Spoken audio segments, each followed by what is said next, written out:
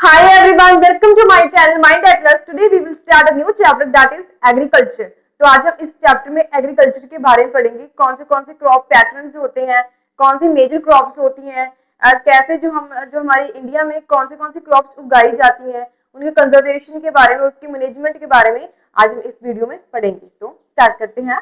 So importance of agriculture. तो agriculture की importance क्यों है? India is agriculture important country. 2/3 population engage in agriculture. तो जो हमारी इंडिया है, इंडिया में कितने पॉपुलेशन एग्रीकल्चर में इंगेज है? 2/3 पॉपुलेशन किसमें इंगेज है? एग्रीकल्चर में इंगेज है।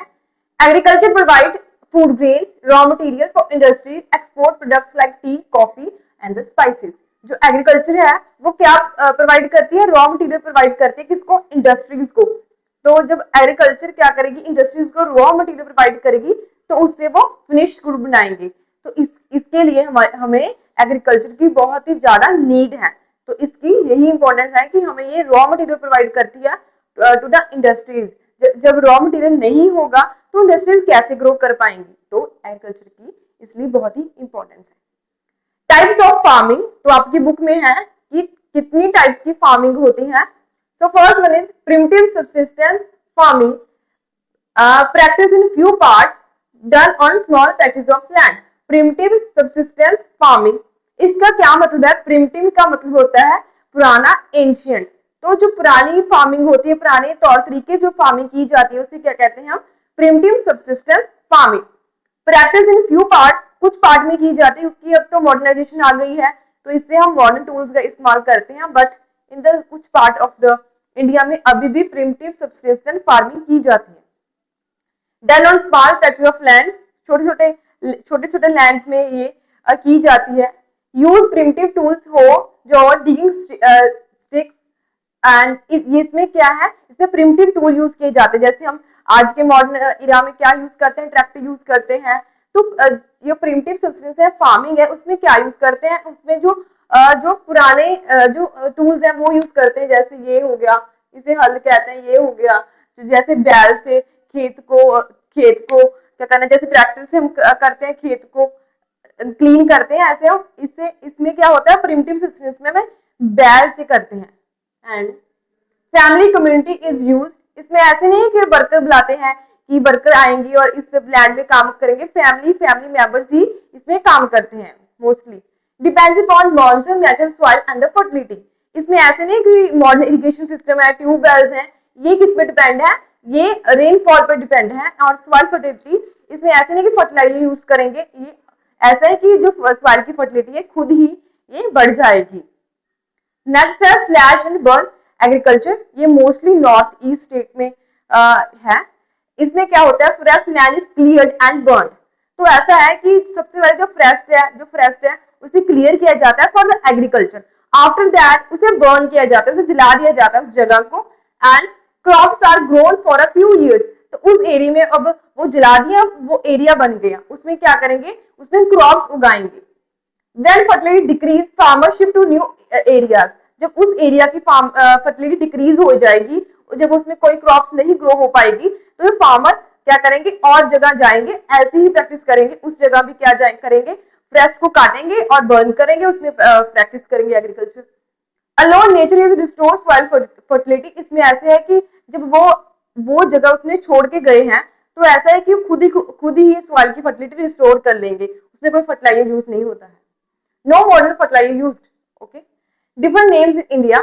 जो स्लैश एंड बर्न एग्रीकल्चर है, डिफरेंट नेम्स है इन द इंडिया में। जैसे नॉर्थ ईस्ट में उसे जूमिंग कहते हैं, एंड मध्य प्रदेश में बवार और दिया कहते हैं, अरुणाचल प्रदेश में पेंडू और पोडा कहते हैं, ओडिशा में पामा एंड कुमान कहते हैं, एंड धाबी और ब्रिंगा भी कहते हैं। एंड वेस्टर्न घाट में कुमारी, एंड राजस्थान में बालेरे, हिमाचल में खिल कहते हैं, एंड झारखंड में क्रूबा। एंड जूमिंग है, जो जूमिंग प्रैक्टिस है वो कौन से स्टेट में की जाती है? असम में, मेघालय में, मिजोरम में, नागालैंड में, मणिपुर में, छत्तीसगढ़ एंड अंडमान एंड निकोबार। जो मोस्टली ऐसी स्टेट्स हैं जिसमें अभी इतने जो मॉडर्नाइजेशन टूल्स हैं वो नहीं आए हैं, उस स्टेट्स में की जाती है। ये भी एक प्रिमिटिव प्रैक्टिस ही है। And names in other countries, जो अदर कंट्रीज हैं उसमें भी सिलेक्शन 1 प्रैक्टिस की जाती है। मोस्टली वो कौन करते हैं, वो ट्राइबल पीपल्स करते हैं। जो मैक्सिको में उसे क्या कहते हैं, मिल्पा कहते हैं, एंड द वेनेजुएला में कॉन्कू, ब्राजील में रोका, एंड द सेंट्रल अफ्रीका में मोसोले, एंड इंडोनेशिया में लदान, एंड वियतनाम में से रे कहते हैं। एंड नेक्स्ट है intensive subsistence farming. Intensive subsistence farming क्या होती है? जो इंटेंसिव सब्सिस्टेंस फार्मिंग, इसका मतलब ये है जो इंटेंसिवली की जाती है, बहुत ही बड़े लेवल पे की जाती है फार्मिंग, उसे कहते हैं intensive subsistence farming. Practice wear high population pressure, कहाँ की जाती है? जहां हाई प्रेशर है। मोस्टली ये सेंट्रल इंडिया में की जाती है, जैसे नॉर्थन प्लेन्स में की जाती है, गंगा प्लेन में, ब्रह्मपुत्रा प्लेन में, इंडस प्लेन में, वहां की जाती है। लेबर इंटेंस फार्मिंग, इसमें लेबर्स लगते हैं बहुत सारे। And use high doses of fertiliser, इसमें फर्टिलाइजर यूज होते हैं, एंड इरिगेशन यूज होते हैं, बायोकेमिकल यूज होते हैं। ऑब्टेन हाई प्रोडक्शन, इससे हम हाई प्रोडक्शन ऑब्टेन करते हैं। जैसे पंजाब में क्या होता है, व्हीट उगाते हैं, बार्ले उगाते हैं, तो किसके लिए? अपनी कंजम्पशन के लिए, उसे हम सेल करेंगे, उससे इनकम जनरेट करेंगे। और जो सेल की है व्हीट बार्ले सेल की है, वो लोगों की और की नीड को फुलफिल करेंगे। Okay, farmer try to get maximum output, जो फार्मर है वो क्या करते हैं, सोचते हैं कि हमें मैक्सिमम से मैक्सिमम आउटपुट इससे मिल जाए। तो इंटेंसिव सस्टेनेंस फार्मिंग मोस्टली सभी देशों में की जाती है for the import and for the, जो लोग रहते हैं इंडिया में, लोकल लोग रहते हैं, उसकी कंजम्पशन के लिए क्या है, इंटेंसिव सस्टेनेंस फार्मिंग है। कमर्शियल फार्मिंग क्या होती है? Production mainly for market, use HYV seeds, ये क्या है? Commercial farming. जो सिर्फ कमर्शियल फार्मिंग है, ऐसे हम ऐसे है कि मोस्टली कंज्यूम नहीं करते, मोस्टली मार्केट पर्पस के लिए प्रोडक्शन की जाती है। इसमें हाई क्वालिटी के सीड यूज किए जाते हैं, केमिकल फर्टिलाइजर यूज किए जाते हैं, एंड इंसेक्टिसाइड यूज के पेस्टिसाइड यूज किए जाते हैं। Gives higher productivity different from region to region. तो ऐसा है कि ऐसे है कि जो इसमें क्या कहते हैं कि इतने इतने जो पेस्टिसाइड है, फर्टिलाइजर है, एंड हाई क्वालिटी सीड्स हैं, वो यूज किए जाते हैं कि उससे मैक्सिमम जो आउटपुट है वो प्रोड्यूस की जाए। जो कमर्शियल फार्मिंग है वो रीजन टू रीजन वेरी करती है। जैसे एग्जांपल है, जो राइस है वो जो पंजाब में वो क्या है सॉरी, वो क्या है पंजाब में, वो कमर्शियल फार्मिंग के, rice is commercial crop for Punjab. Rice क्या है, वो कमर्शियल फार्मिंग के जैसे प्रोड्यूस किया जाता है इन पंजाब। क्यों किया जाता है कि मोस्टली लोग क्या करते हैं, वो व्हीट खाते हैं, वो राइस नहीं खाते। तो जो राइस है वो किसके लिए है, वो मार्केट पर्पस के लिए है, वो इनकम जनरेट करने के लिए है। बट जो जो उड़ीसा में क्या है, ये सब्सिस्टेंस फार्मिंग है, ये खुद की कंजम्पशन के लिए क्या करते हैं, राइस को ग्रो करते हैं। ओके, हमने नेक्स्ट है plantation farming, type of commercial farming. ये भी कमर्शियल फार्मिंग है, हम किसके लिए, कमर्शियल पर्पस के लिए, मार्केट पर्पस के लिए यूज करते हैं। इसमें बहुत सारे हाई क्वालिटी सीड यूज करते हैं, फर्टिलाइजर, पेस्टिसाइड, इंसेक्टिसाइड ये यूज करते हैं। Single crops grown in a single area, जो सिंगल क्रॉप ही ग्रो की जाती है एक एरिया में। And interface for agriculture and industries, capital intensive, use migrant labours, produce, serve as raw material for industries. तो सबसे पहले क्या है, interface for agriculture and industries. तो इंटरफेस का क्या मतलब है, एग्रीकल्चर रॉ मटेरियल किसमें जाएगा, इंडस्ट्री में जाएगा। तो ये इंटरफेस जैसी क्रॉप्स होती है, फार्मिंग होती है। कैपिटल इंटेंसिव, इसमें बहुत सारा पैसा लगता है, लेबर भी लगते हैं। जो लेबर है मोस्टली क्या होते हैं, वो माइग्रेट लेबर होते हैं, जो इसमें प्लांटेशन फार्मिंग में काम करते हैं। And produce serves as a raw material for industries, तो मैंने बताया रॉ मटेरियल के तौर पे ये काम करते हैं। एग्जाम्पल कौन से, tea, coffee, rubber, sugar cane. तो जो टी है, लीव से टी बनती है, तो रॉ मटेरियल जाएगा इंडस्ट्री में, टी बनेगी। ऐसे ही कॉफी के सीड्स होते हैं, उससे वो क्या बनाएंगे, इंडस्ट्री में कॉफी बनाएंगे। And after that sugar cane से क्या बनाएंगे, शुगर बनाएंगे, जैगरी बनाएंगे। ऐसे बहुत सारे जो क्या है, ये ऐसी क्रॉप्स होती हैं जो क्या करती हैं, इंडस्ट्री के लिए as a raw material work करती हैं। एंड इसमें कौन सी रिक्वायरमेंट होती है, गुड ट्रांसपोर्ट होना चाहिए। जो रॉ मटेरियल है वो इंडस्ट्री तक पहुंचना भी चाहिए ना, कम्युनिकेशन होनी चाहिए, processing facilities and the market linkage. तो ये क्या है, हमने ये क्या पढ़ी, फार्मिंग पढ़ी। तो फर्स्ट वन हमने पढ़ी प्रिमिटिव सब्सिस्टेंस फार्मिंग, जो बहुत ही एंशियंट टाइप की है, जो पुराने मॉडल्स हैं उसमें उसमें कोई भी मॉडर्नाइजेशन नहीं है एंड वो लोकल लेवल पे की जाती है। नेक्स्ट है स्लैश एंड बर्न। तो ये क्या है, उस जगह को क्लियर करेंगे, बर्न करेंगे, उसमें एग्रीकल्चर करेंगे। And after the intensive subsistence farming, जो क्या है वो मोस्टली बड़े लेवल पे प्रोड्यूस की जाती है फॉर द जहां पर हाई लेवल की पॉपुलेशन हो। एंड नेक्स्ट है कमर्शियल फार्मिंग, जो मार्केट पर्पस के लिए होती है। ये रीजन टू रीजन वेरी करती है। जैसे राइस क्या है, ये कमर्शियल फार्मिंग है पंजाब के लिए, बट सब्सिस्टेंस है उड़ीसा के लिए। एंड द प्लांटेशन फार्मिंग, ये कमर्शियल फार्मिंग का ही एक टाइप है। ये क्या है, ये भी मार्केट पर्पस के लिए काम होती है, बट इसमें क्या इंटरफेस होता है एग्रीकल्चर टू इंडस्ट्रीज। ये क्या करती है, रॉ मटेरियल प्रोवाइड करती है द इंडस्ट्रीज। सो नेक्स्ट है क्रॉपिंग पैटर्न्स। क्रॉपिंग पैटर्न कौन से होते हैं, किस टाइम पीरियड में हम कौन सी क्रॉप ग्रो करते हैं।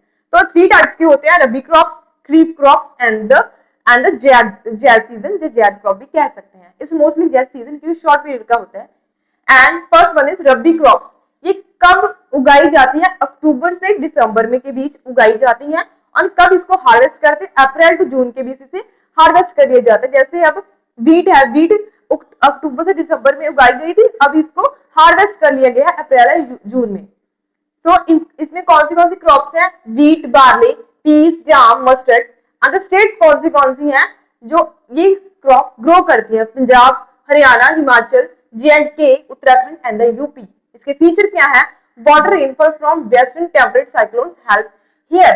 एंड तो क्या है, जो वेस्टर्न डिस्टर्बेंस है, आपने 9th क्लास में पढ़ा होगा, तो जो वेस्टर्न डिस्टर्बेंस है इस एरिया में, इस टाइम पीरियड में क्या करते हैं, रेनफॉल लेकर आते हैं अक्टूबर से दिसंबर में, तो इस क्रॉप को अच्छे से ग्रो करने में और भी बहुत ही हेल्प करती है। मोस्टली क्या है, ये क्रॉप्स है इतनी जो वाइडली लेवल पे किसकी वजह से उगाई जा रही है, green revolution, modernisation, irrigation system अच्छा है, कहाँ के लिए, Punjab, Haryana, western UP and the parts of Rajasthan में। ओके, खरीफ क्रॉप्स कहाँ कब उगाते हैं, ऑनसेट ऑफ मॉनसून, जब मॉनसून होता है, जब मॉनसून आएगा तब वो खरीफ क्रॉप्स उगाते हैं हम। एंड हार्वेस्टिंग कब करते हैं, सितंबर टू अक्टूबर के बीच।